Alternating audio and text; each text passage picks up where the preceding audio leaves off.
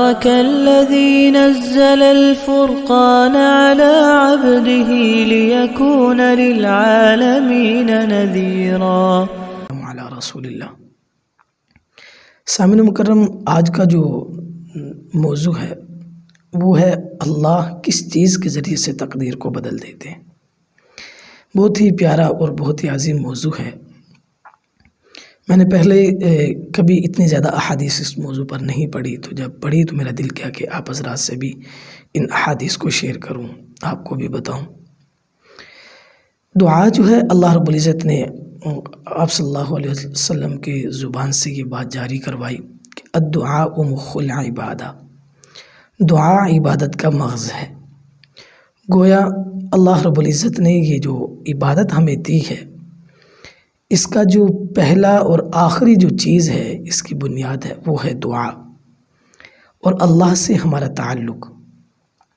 یوں سمجھ لیں کہ دعا جو ہے وہ آسمان کے دروازوں کو کھٹکھٹانے کا ایک طریقہ ہے، کیونکہ اللہ رب العزت فرماتے ہیں کہ میرے قریب جب بندہ سجدے میں ہوتا ہے، سب سے زیادہ میرے قریب ہوتا ہے۔ یعنی اللہ کو جو سجدے کی کیفیت ہے وہ بڑی ہی محبوب ہوتی ہے، اور پھر جب بندہ نیت باندھ کر بڑے ہی سکون سے ساری چیزیں چھوڑ کر آتا ہے، سارے کام کاج چھوڑ کر اللہ رب العزت کی دربار میں حاضر ہو کے آدمی نیت باندھتا ہے اور پھر سورۃ فاتحہ پڑھتا ہے، سورت پڑھتا ہے اور اللہ کی طرف متوجہ ہوتا ہے، اور پھر سجدے میں جاتا ہے۔ سجدے میں جانے کے بعد، سجدے سے اٹھنے کے بعد دعائیں پڑھتا ہے، دعائیں پڑھنے کے بعد نماز ختم ہوتی ہے، اور پھر اللہ کے سامنے ہاتھ اٹھاتا ہے۔ تو وہ جو موقع ہوتا ہے، اللہ رب العزت خوشی کے اس موقع کے اوپر، یعنی اللہ کو یہ عمل بھاتا بہت ہے۔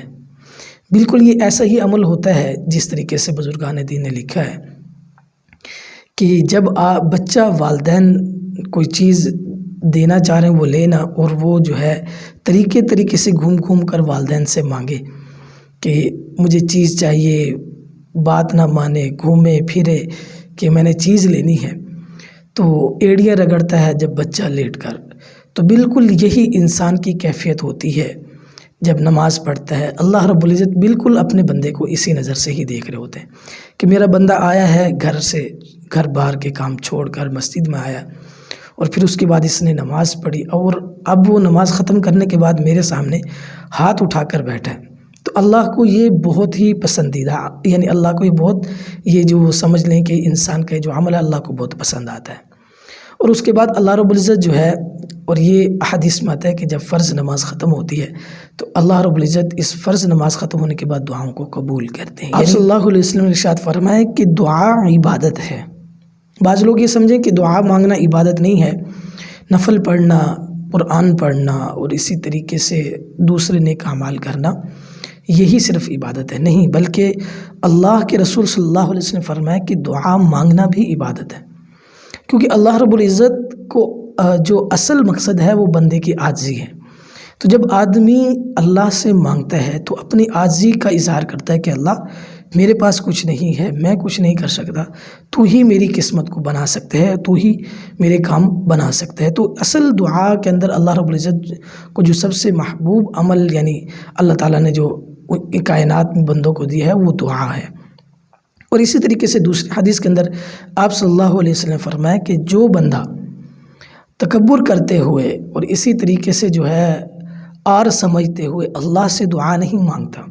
اور اپنے آپ کو بڑا غنا یعنی دکھاتا ہے اس بات میں کہ مجھے اللہ سے مانگنے کی ضرورت نہیں ہے، مجھے تو اللہ نے سب کچھ دیا ہوا ہے، تو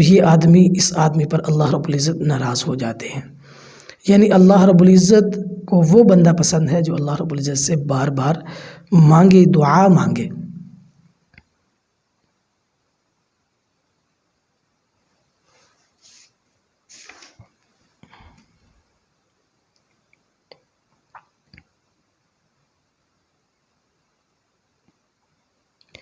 اور ایک اور جگہ پر آپ صلی اللہ علیہ وسلم نے فرمایا کہ اللہ کے نزدیک عبادات میں کوئی چیز دعا سے بڑھ کر بزرگ نہیں ہے، یعنی برتر نہیں ہے، یعنی اس سے اچھی چیز اللہ کو عبادات میں کوئی نہیں ہے کہ جب آدمی عبادات میں اللہ سے دعا مانگتا ہے، یعنی دعا سے بڑھ کر کوئی چیز نہیں ہے۔ اور ایک جگہ پر حضرت جابر رضی اللہ تعالیٰ عنہ سے روایت ہے کہ رسول اللہ صلی اللہ علیہ وسلم نے فرمایا کہ کیا میں تمہیں وہ عمل بتاؤں جو تمہارے دشمنوں سے تمہارا بچاؤ کرے اور تمہیں بھرپور روزی عطا کرے؟ تو وہ فرماتے ہیں کہ آپ صلی اللہ علیہ وسلم فرمایا کہ اللہ سے دعا کیا کرو رات میں اور دن میں، کیونککہ دعا مومن کا خاص ہتھیار ہے۔ تو یہ بات بھی آ گئی کہ جو اللہ نے زمین پر مومن کو ہتھیار دیا ہے وہ دعا ہے۔ جب آپ صلی اللہ علیہ وسلم نے پہلی جنگ کافروں کے خلاف لڑی تو اس وقت بھی آپ صلی اللہ علیہ وسلم نے اللہ سے دعا مانگی تھی کہ اللہ اس لشکر کو بچانا، یہ تیری جو ہے دین کے لیے جو میں نے محنت کی ہے وہ اس کی جمع پونجی اور میری مدد کرنا۔ تو اللہ نے اس دعا کو قبول کیا اور فرشتوں کے ذریعے سے اور ایک مٹھی مٹی کے ذریعے سے جو اللہ نے آپ صلی اللہ علیہ وسلم کی پوری جماعت کی 313 کی وہ جو ہے مدد کی ہے۔ اور اس سے بھی اہم بات حدیث کے اندر یہ ہے دعا کے باب کے اندر کہ دعا تقدیر کو بدل دیتی ہے۔ آپ صلی اللہ علیہ وسلم فرمائے کہ سوائے دعا کے کوئی چیز قضا کو رد نہیں کر سکتی اور نیکی کے سوا کوئی چیز عمر کو نہیں بڑھا سکتی۔ اب یہ بات تھوڑی سی سمجھ لیں، یہ دونوں جو جز ہیں یہ تھوڑے سے یعنی دو اس کے سمجھ لیں کہ ٹکڑے ہیں، یہ دو اجزاء ہیں۔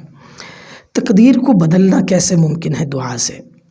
بعض علماء نے تو لکھا ہے کہ اللہ جو آدمی دعا مانگتا ہے، مثلا اس کے تقدیر کی 2 قسمیں ہیں۔ تقدیر یعنی ایک تقدیر وہ ہوتی ہے جو منسلک ہوتی ہے کسی عمل سے، اور دوسری ہوتی ہے جس کو غیر معلق کہا جاتا ہے کہ وہ کسی چیز سے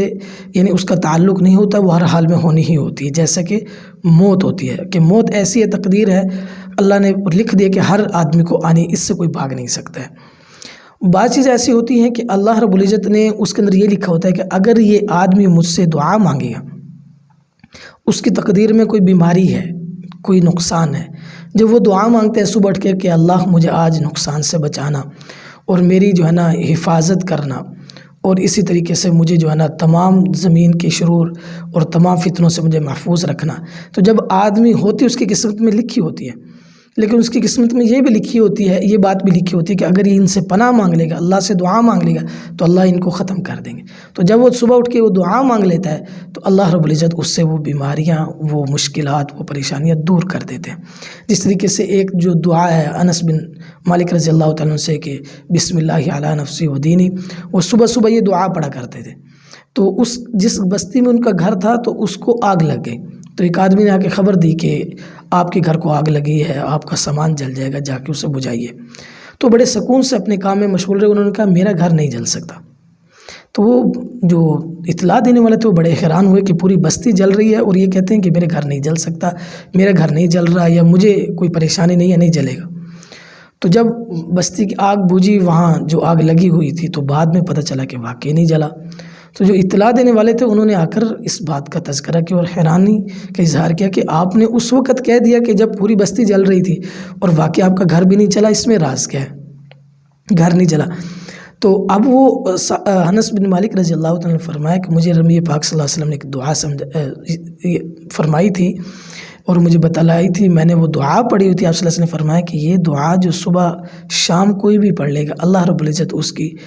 کوئی یعنی اس کو پریشانی نہیں آنے دیں گے، کوئی اس کا نقصان نہیں ہوگا۔ بسم اللہ علی نفسی و دینی آپ نیٹ پہ بھی سرچ کر سکتے ہیں، ویسے بھی جو ہے نماز حنفی میں اور بہت ساری کتابوں میں یہ دعا ذکر ہے، اس کو یاد کریں، بڑی ہی قیمتی دعا ہے۔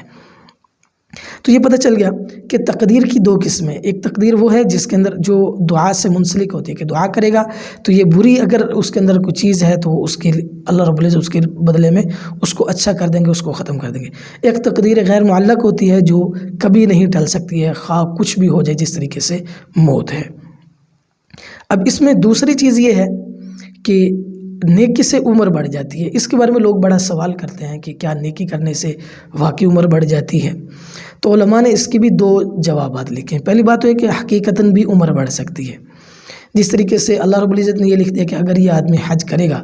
تو یہ 60 سال کی عمر پائے گا، اگر حج نہیں کرے گا تو یہ 50 سال کی عمر پائے گا یا 40 سال کی عمر پائے گا۔ تو اب وہ اگر آدمی حج کر آتا ہے تو اللہ رب العزت اس کو جو ہے نا 60 سال زندگی عطا کر دیتے ہیں۔ اگر وہ حج نہیں کر کے آتا تو پھر اللہ رب العزت اس کو 50 سال کی زندگی عطا کر، یعنی 50 سال کی ہی عمر میں وہ دنیا سے چلا جاتا ہے۔ یہ ایک مثال ہے۔ تو اللہ رب العزت اس طریقے سے کر سکتے ہیں کیونکہ تقدیر اللہ کے ہاں، اللہ نے لکھی ہے اور اللہ کے ہاں ہی وہ صحیفہ موجود ہے۔ معلوم کہتے ہیں کہ قلم ٹوٹ گئی اب بدل نہیں سکتی، کیونکہ وہ اللہ کی طرف سے ہے، اللہ نے اس کو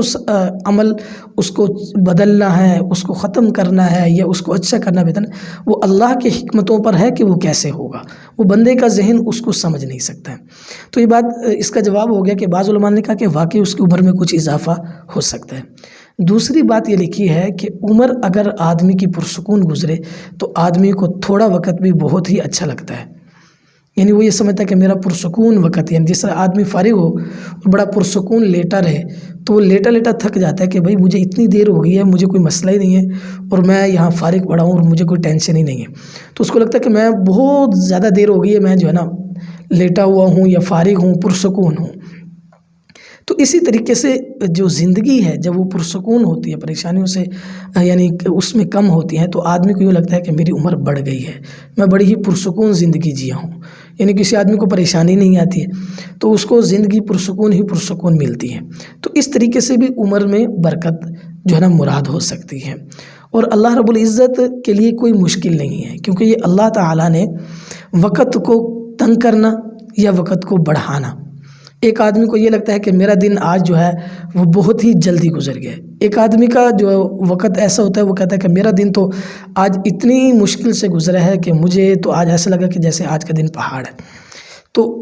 ایک ہی قسم کے انسان ہیں، ایک ہی جیسا وقت پایا، ایک ہی دن ہے، ایک ہی ٹائم ٹیبل ہے، اس کے بھی 24 گھنٹے اس کے بھی، لیکن ایک کو وہ دن جو ہے وہ بہت لمبا لگتا ہے، ایک کو جو ہے وہ دن جو ہے بہت چھوٹا لگتا ہے۔ تو اس سے پتہ چلتا ہے کہ اللہ رب العزت کے یہ جو ہے کارخانے کا ایک حکمت ہے اس کائنات کی، اللہ رب العزت کے ہاتھ میں ہے کہ اس ٹائم کو لمبا بھی کر سکتے ہیں اور اس ٹائم کو کلوز یعنی چھوٹا بھی کر سکتے ہیں۔ تو اللہ رب العزت واقعی تقدیر بھی، دعا کے ذریعے سے اللہ تقدیر کو بھی بدل دیتے ہیں، اور اسی طریقے سے جو ہے زندگی میں جو برکت ہے وہ بھی اللہ رب العزت دے سکتے ہیں کسی بھی طریقے سے۔ تو پتہ چل گیا کہ دعا اللہ نے مومن کو ہتھیار عطا کیا ہے اور یہ تقدیر کو بدلنے کا بھی ذریعہ بن سکتا ہے۔ اسی طریقے سے علماء نے اس کے بارے میں لکھا ہے کہ دعا قبول کیسے ہوتی ہے، اس کی بھی کچھ شرائط ہیں۔ اس کے اندر پہلی چیز یہ ہے کہ اللہ رب العزت نے دعا کی قبولیت کے کچھ وقت رکھے ہیں، اور اس سے بھی اہم بات یہ ہے کہ احادیث میں آتا ہے کہ جس کا پیٹ میں حرام مال ہو، کھاتا حرام ہو، تو اللہ رب تبارك الذي نزل الفرقان على عبده ليكون للعالمين